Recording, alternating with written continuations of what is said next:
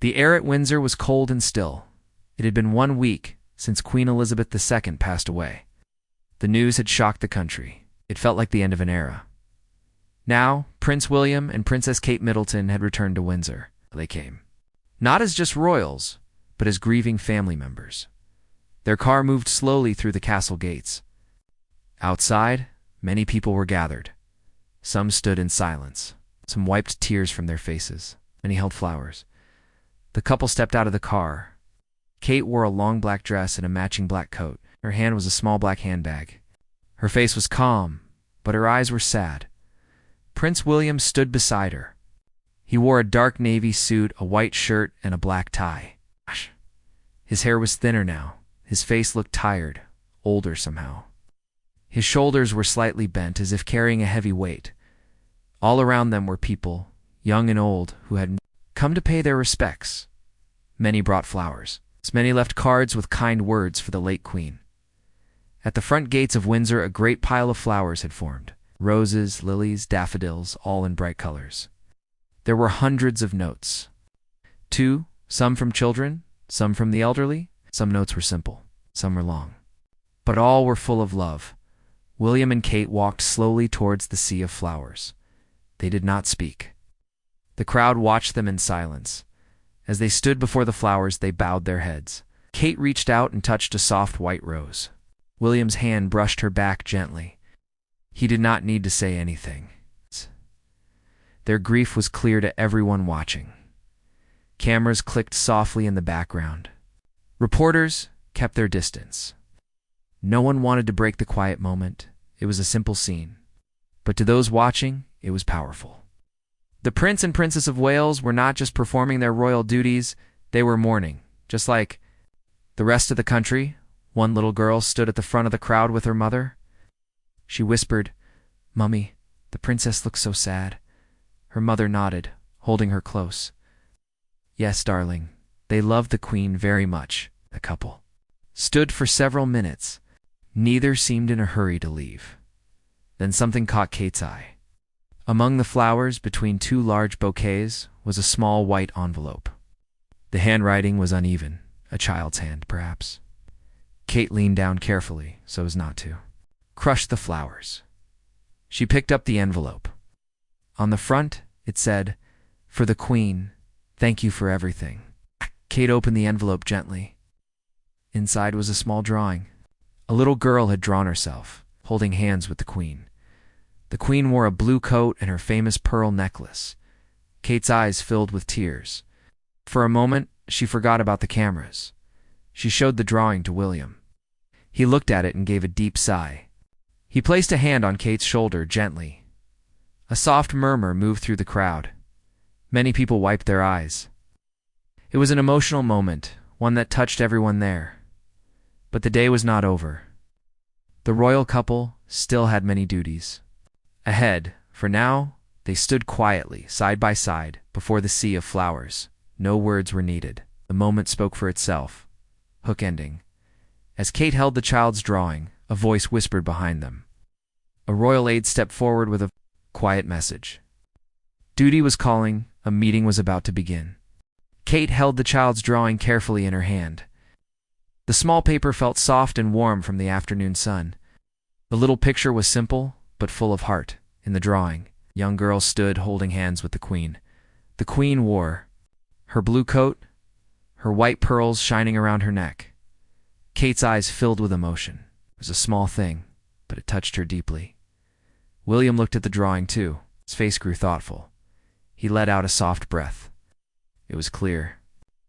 He felt the same way as his wife. People in the crowd could see the moment.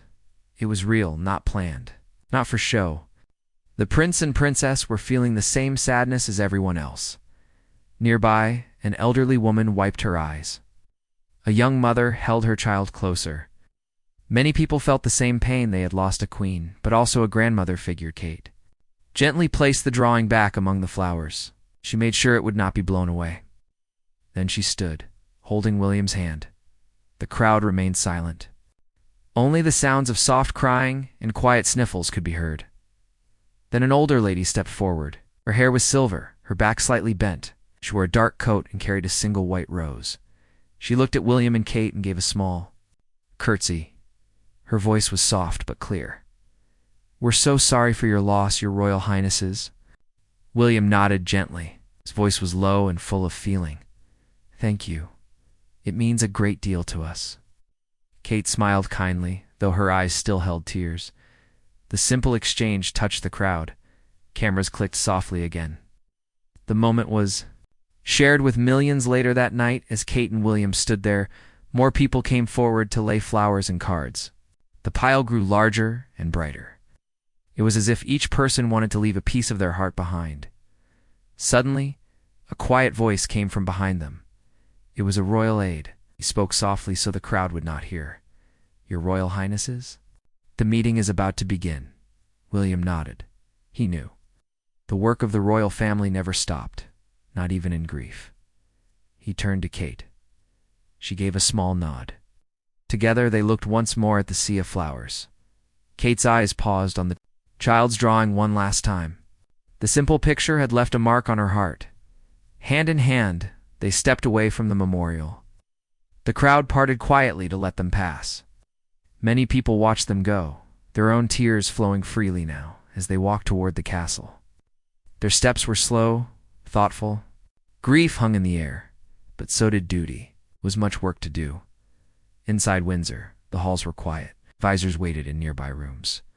Plans had to be made for the Queen's funeral. Decisions about the days of mourning still needed to be discussed, but in that moment, William and Kate were not just a prince and princess. They were a grandson and granddaughter-in-law, mourning a beloved queen. The halls of Windsor Castle were cold and quiet. Prince William and Princess Kate Middleton walked slowly through the stone corridors. Their hearts were heavy. The meeting ahead would not be easy. In one large room, royal advisors and officials were waiting. There was much to plan. The country was still in shock. The Queen's state funeral had to be arranged. The days of mourning had to be decided. William and Kate entered the room. The conversation stopped. Everyone stood. William gave a small nod. His face was calm, but there was sadness in his eyes. Kate sat beside him. Her black dress looked elegant, but simple. Her posture was graceful, though her heart was heavy. The meeting began. Advisors spoke softly, going over the plans. Some spoke about the Queen's wishes. Others spoke about the ceremonies and who would attend. William listened carefully. He knew this was important. But part of him still felt the loss deeply. Every corner of Windsor reminded him of his grandmother, her voice, her smile, her love for her family. Kate sat quietly beside him. She offered a gentle presence. Every so often, her eyes would glance toward William. She knew he was holding back his grief to do his duty. In moments of silence, Kate's thoughts drifted back to the sea of flowers. The child's drawing was still fresh in her mind. The little girl's simple picture had touched her heart. Hours passed. The meeting moved forward. Plans began to take shape. The advisors were respectful. They could see the pain in the prince and princess's eyes. But they also saw their strength. William spoke when needed. His voice was calm. He remembered his grandmother with warmth. He made sure that the Queen's wishes would be honored. Kate supported him in every way. She said little. Her presence gave comfort. Outside, the sky was turning gray. More people had come to Windsor. The sea of flowers had grown larger. News channels showed the images to the world. The people mourned together. Inside the castle, the meeting finally came to an end. William and Kate stood. The advisors thanked them for their time. William gave a small nod of thanks. He was proud of his grandmother. He wanted to do everything right for her, for the country. As they left the room, Kate touched William's arm gently. It was a small gesture, but full of love. They walked back through the long stone halls. The weight of duty was still on their shoulders, but their hearts were even heavier.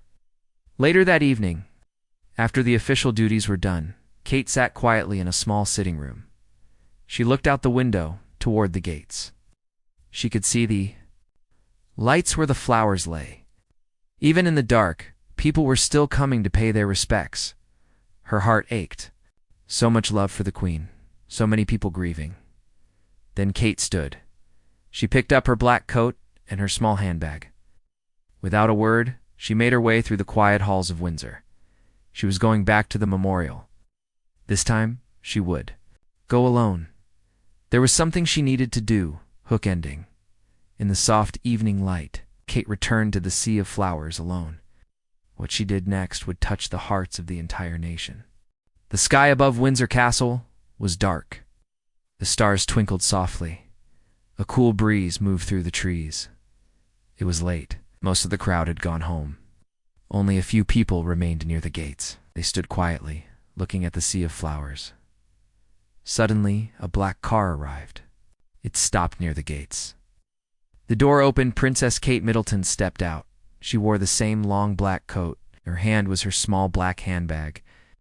Her face looked calm but thoughtful. She had come alone this time. No PrinceWilliam. Aides. No photographers. Kate walked slowly toward the flowers. Her black shoes made no sound on the stone path. The flowers were still there, hundreds of bright bouquets. Cards, notes, and small gifts were placed everywhere. The smell of fresh flowers filled the cool night air. Kate stopped in front of the sea of color. She stood still for a moment, her head bowed slightly. Her hands rested on her handbag. Then, slowly, she knelt among the flowers. Her black coat spread softly on the ground. From her handbag, she took out a small folded note. The paper was simple, no royal seal, just a personal message from her heart. She placed the note gently among the flowers. Her hand lingered there for a moment, her eyes closed. She whispered something softly, a message for the Queen. No one heard her words. The moment was private, just a granddaughter-in-law saying goodbye. A royal aide, standing quietly at a distance, later confirmed it was her own message to Her Majesty. Very personal. Kate stayed there for a few more moments. The cool air touched her face. Her mind was full of memories of the Queen's kindness, her wisdom, her smile. Finally, Kate stood. She looked one last time at the sea of flowers. Her eyes shone with unshed tears. Then, without a word, she turned and walked back toward her car. A few people nearby watched in silence. They would later tell reporters it was a beautiful, very touching moment. The princess was grieving, like all of us. The next morning, photos of Kate's quiet visit appeared in the news. Someone had taken a picture from afar. It showed her kneeling alone among the flowers. The image touched the nation. Messages poured in from across the country. Such grace and love. She made us all feel close to the Queen. A moment we will never forget.